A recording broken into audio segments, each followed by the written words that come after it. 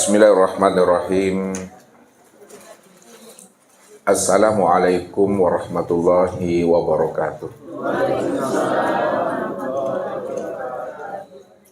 Alhamdulillah. Alhamdulillahilladzi arsala rasulahu bil huda wa dinil haqq liyuzhirahu 'ala dini kullihi arsalahu basyira wa nadhira wa da'iyan ilallahi bi'iznihi wa sirajan munira. Asyhadu an la ilaha illallah wahdahu la syarikalah wa asyhadu anna Muhammadan abduhu wa rasuluhu la nabiyya ba'da. Faqala Allah Ta'ala bil Qur'anil Karim, A'udzu billahi minasyaitonir rajim. Bismillahirrahmanirrahim. Laqad kana lakum fi Rasulillahi uswatun hasanah liman kana yarjullaha wal yawmal akhirah wa zakarallaha katsira. Maka Muhammadun aba ahadim min rijalikum walakin Rasulullah wa khataman nabiyyin wa'lamu anna fikum Rasulullah qad ja'akum rasulun min anfusikum. Sadaqallahul adzim. Bapak Ibu, saudara-saudara dan anak-anak kami jamaah tauhid yang dirahmati Allah.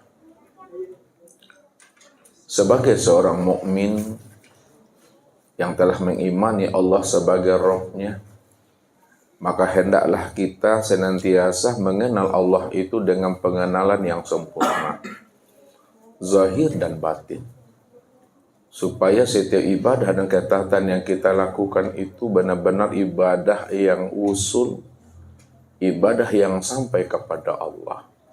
Bahkan pada saat ruh itu melepaskan akan cangkangnya, ketika itulah seorang hamba yang telah mengenal Allah dengan pengenalan yang sebenar-benarnya, dia senantiasa mampu memulangkan akan rahasia dirinya itu kembali kepada Allah. Inilah yang Allah utarakan kepada kita, supaya kita mampu mempergunakan kecerdasan rohani dan akal pikir kita untuk memahami apa yang menjadi rahasia di balik apa yang Allah utarakan kepada kita. Inna lillahi wa inna ilaihi raji'un. Sesungguhnya asal kita ini adalah Allah, tentu pulang dan kembalinya itu adalah kepada Allah. Di mana datangnya, situ pulangnya. Di mana hilang, di situ dicari. Kalaulah memang asal kita ini adalah Allah, tentu pulang dan kembalinya kepada Allah. Wa anna ila rabbikal muntaha. Maka sesungguhnya Allah itulah akhir daripada perjalanan kesudahan hidupmu. Kalaulah Allah itu adalah akhir daripada kesudahan perjalanan hidup kita, Bapak Ibu, maka wajib bagi kita itu mengenal Allah itu dengan pengenalan yang sempurna, zahir dan batin. Bahwa sesungguhnya Allah yang kita imani itu, Bapak Ibu, adalah Allah yang benar-benar nyata, Allah yang benar-benar wujud, Allah yang benar-benar jelas dan terang. Jadi bukan Allah yang selalu kita berimajinasi, bukan Allah yang selalu kita khayalkan, akan tetapi Allah yang benar-benar wujud, nyata, terang dan jelas. Sekiranya mata ini mampu memandang segala yang nyata dan segala yang wujud, maka Allah yang Bapak Ibu imani itu lebih nyata dan lebih terang lagi dibandingkan apa yang dilihat oleh mata ini.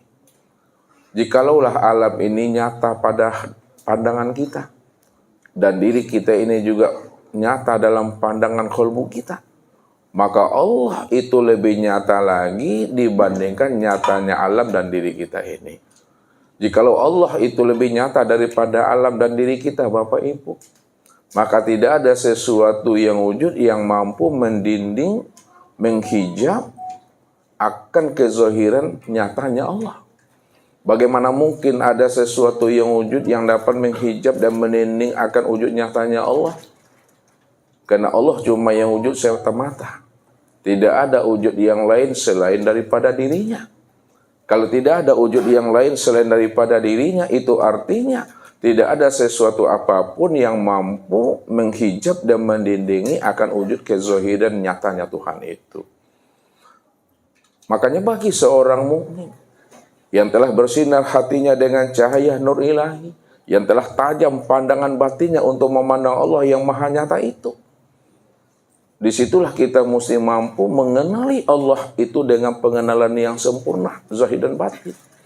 Makanya Nabi Muhammad SAW selalu menghantarkan pemahaman umat ini, bagaimana umatnya ini mampu mengenal Allah itu dengan pengenalan yang sesungguhnya.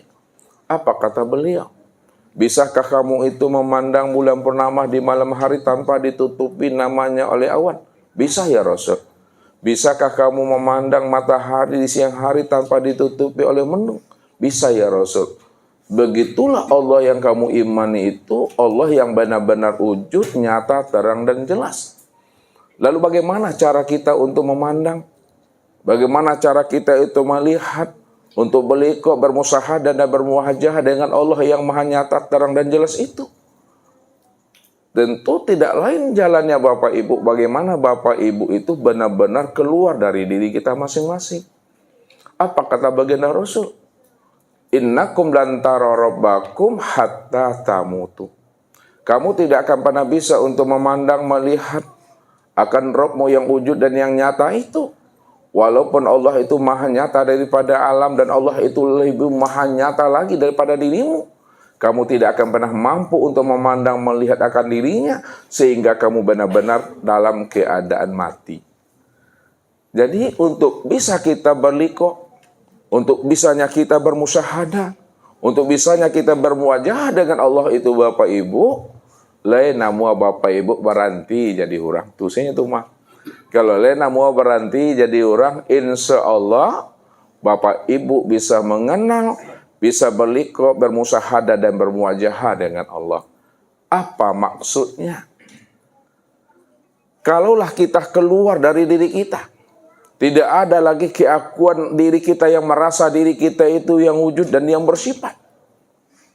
Maka ketika itulah kita sadar sesadar-sadarnya bahwa yang wujud dan bersifat itu adalah Allah. Kalau Allah yang wujud dan yang bersifat, maka diri kita itulah yang dikatakan diri yang la haula wala quwata illa billah. Diri yang la haula wala quwata illa billah itu Bapak Ibu adalah diri yang tiada wujud, tiada melihat, dan tiada mendengar, tiada berkata, mengetahui, berkuasa, berkehendak, dan hidup. Itu maknanya adalah diri yang mati. Inilah yang dikatakan. Man arafa nafsahu bil mauti faqad arafa rabbahu bil hayati. Man arafa rabbahu nafsahu bil fana'i faqad arafa rabbahu bil baqa'i.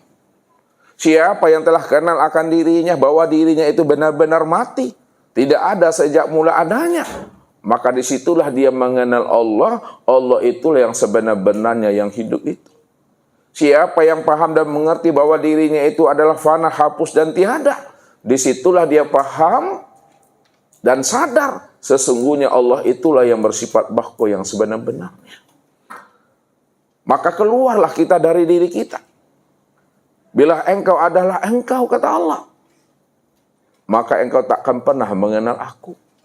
Tapi bila engkau bukanlah engkau, pasti engkau mengenal aku. Maksudnya apa? Bila engkau adalah engkau, maka engkau tak kenal aku ini. Bila engkau merasa diri engkau itu yang wujud, merasa engkau itu yang sama, merasa engkau itu yang basar, merasa engkau itu yang kalam, ilmu, kuda, iroda, dan hayat, aku pastikan engkau tidak akan pernah bisa mengenal aku. Akulah yang sebenar wujud itu. Engkau tak akan pernah bisa mengenal aku, karena akulah yang sama dan basar, akulah yang kalam, ilmu, kuda, iroda, dan hayat. Tapi bila engkau bulatkanlah engkau, pasti engkau kenal dengan aku. Bila engkau telah sadar sesadar-sadarnya bahwa engkau itu betul-betul tidak ada, maka disitulah engkau tahu yang ada itu aku, kata Allah. Maka orang yang telah mengenal Allah, orang yang telah berliqa dengan Allah, orang yang telah bermusyahadah dan bermuwajahah dengan Allah, dipastikan dirinya itu mati. Dipastikan dirinya itu hapus, dipastikan dirinya itu lenyap dan sirna. Man arafa rabbahu fasadal jasad. Siapa yang telah mengenal akan Rabbnya, bahwa Allah yang wujud, Allah yang bersifat. Maka ketika itulah dirinya itu benar-benar mati, dirinya itu adalah tiada, dan dirinya itu adalah benar-benar hapus yang sebenar-benarnya. Maka disinilah kita, Bapak Ibu, sebelum habisnya usia umur kita, meninggalkan alam dunia ini, dan sebelum ruh itu melepaskan akan cangkangnya, ya, di mana kita mesti wajib mengkhatamkan ilmu tauhid atau ilmu ketuhanan itu di dalam kehidupan ini. Makanya belajar ilmu tauhid, belajar ilmu ma'rifat itu wajib, Bapak Ibu. Ustaz selalu katakan apa kepada kita? Kalau ada hukum taklifi di atas wajib, maka di atas wajib itulah kita belajar memahami namanya ilmu tauhid dan ilmu ma'rifat itu. Jadi belajar ilmu tauhid dan ilmu ma'rifat itu, Bapak Ibu, bukan kita mengaku jadi Tuhan. Belajar ilmu tauhid dan ma'rifat itu bukan pula kita ingin jadi Tuhan. Belajar ilmu tauhid dan ma'rifat itu bukan pula kita ingin merampok haknya Tuhan itu. Akan tetapi belajar ilmu tauhid dan ma'rifat itu bagaimana kita bisa mengenal dan memahami Allah sajalah yang wujud, Allah saja yang bersifat. Kita tidak pernah wujud dan kita tidak pernah bersifat. Kalau kita tidak wujud dan kita tidak bersifat, lalu siapa diri kita ini yang sebenarnya? Maka tunggulah pesan-pesan berikut ini.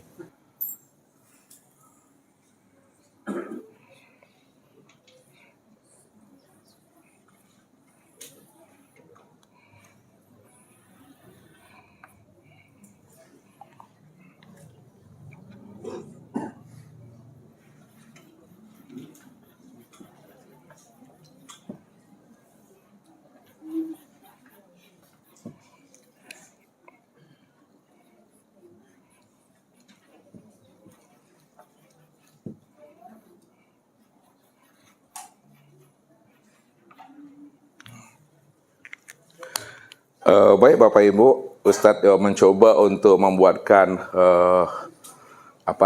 bagannya atau ranjinya supaya kita paham memahami siapa sebenarnya si akmal diri, siapa sebenarnya sejati diri itu yang sesungguhnya.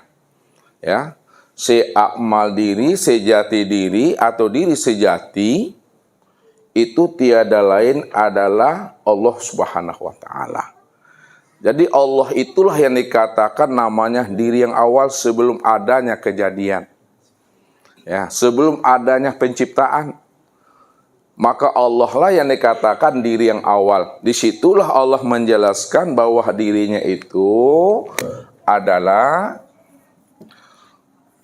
huwal awalu wal akhiru wa zahiru wal batinu.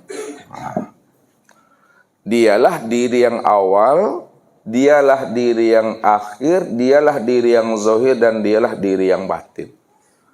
Maksudnya bahwa dia adalah diri yang awal, ya. Itu tidak ada yang awal sebelum dirinya.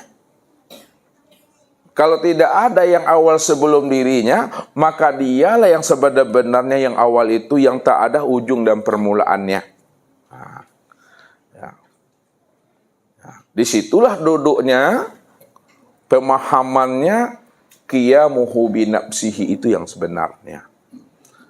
Yang kedua, wal akhiru. Nah, kalau dia adalah diri yang awal, tidak ada diri yang lain selain daripada dirinya. Di situ juga lah dia menjelaskan wal akhiru, dia pula diri yang akhir itu. Akhir tidak ada kesudahannya, akhir tidak ada pangkalnya. Kenapa akhir tidak ada kesudahan pangkalnya? Karena dia cuma diri yang ahad itu. Wa zahiru wal batinu. Dia pula lah yang menjelaskan dirinya yang zahir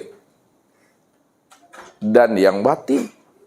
Diri yang zahir itu Bapak Ibu, ya, walaupun dia itu zahir, namun zahirnya itu nyata pada segala sesuatu.